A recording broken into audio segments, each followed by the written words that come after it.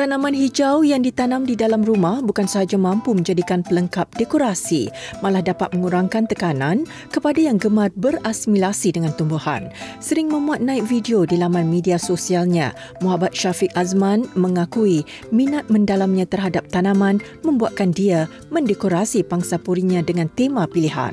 Tema yang saya suka pilih adalah tema yang bertemakan alam semula jadilah. Okey, sebab alam semula jadi ni dia rasa lebih tenang. So kalau saya boleh buat tema ni dekat rumah saya, tak adalah macam nak menunggu hujung minggu nak kena pergi taman je kan. So why not pokok-pokok tu yang kita boleh bela, kita jadikan dia sebagai tema hiasan dalam rumah saya. Saya pilih konsep ni sebab konsep ni dia nampak lebih dia hidup kan. Kita bayangkan kita boleh tengok dia membesar, boleh tengok dia ada keluar daun baru kan, ada bunga. Dek kerana cintanya terhadap alam semula jadi, Syafiq sering menerapkan elemen tumbuh-tumbuhan apabila menghias kediamannya. Kalau macam saya tinggal di apartmen, pencahayaan tu dia mungkin tak samalah kalau orang yang rumah tanah, sebab pencahayaan dia direct ke rumah dia kan. Kalau macam saya ni ada bangunan kat depan, so dia macam terhalang. So tengok kepada waktu, kita kena faham lah dia punya pencahayaan tu sesuai tak. Kalau macam saya suka pokok yang jenis monstera kan, dia menjala.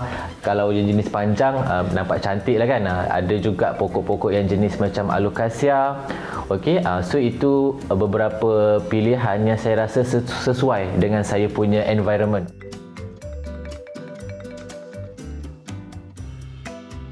Menyedari ruang pangsapurinya terhad, Syafiq bijak menyusun puluhan jenis tanaman di kawasan balkoni. Pemilihan pokok yang sesuai adalah sangat penting supaya mudah untuk dia menjaganya.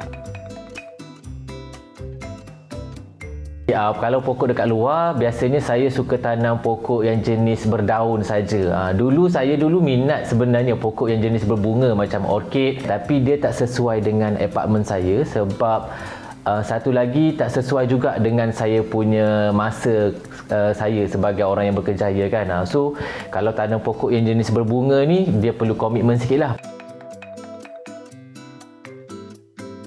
Berkongsi hobi dan minat yang sama dengan isteri memberi kelebihan buat Syafiq untuk menyelia tanamannya dengan lebih rapi. Kalau tengok saya punya hiasan dalam rumah ni pun dia banyak macam daun-daun kering yang saya framekan kan. Sebenarnya itu pun salah satu konsep lah yang saya tengok dekat luar, yang saya tengok dekat Instagram semua kan. So saya tengok macam cantik pula tema yang macam ni kan. Dia nampak lebih macam alam semula jadilah kan. So boleh jadikan sebagai bahan dekor. Ada orang mungkin guna pasu, mungkin guna pokok-pokok plastik kan. Tapi saya pilih untuk jadikan sebagai frame lah. So dia pun nampak estetik juga sebenarnya kan dalam gambar. Antara kepuasan yang dapat kalau tanam pokok ni, bagi saya bila kita dapat tengok dia tu subur cantik kan, daun dia semakin membesar, corak dia pun cantik, sihat. So pada saya itulah kepuasan sebagai plant parent. Hari ni mungkin 5-6 helai daun tiba-tiba dah jadi rimbun kan. Lagi seronok bila kita dapat potong, kita dapat kerat, kita kongsi pada kawan-kawan kita kan, kita kongsi kepada kawan-kawan yang sama hobi dengan kita. Itu pun salah satu kepuasan juga. Merujuk idea kreativiti hiasan daripada orang lain antara cara yang boleh memberi hasil dekorasi yang menarik.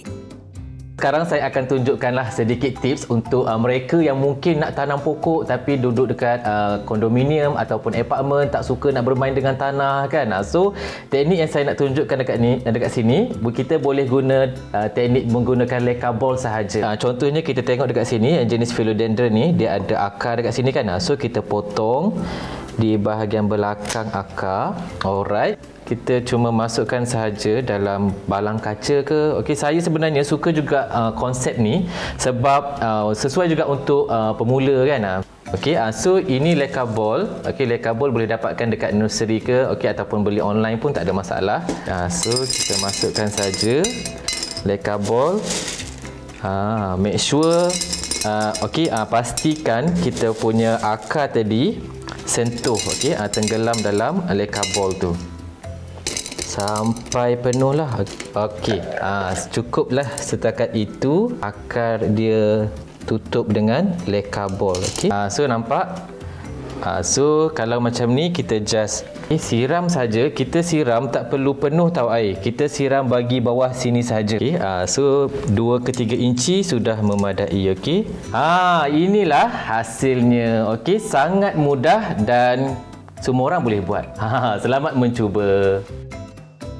Kecil atau besar sesebuah kediaman tidak menghalang seseorang untuk menghiasnya dengan cantik.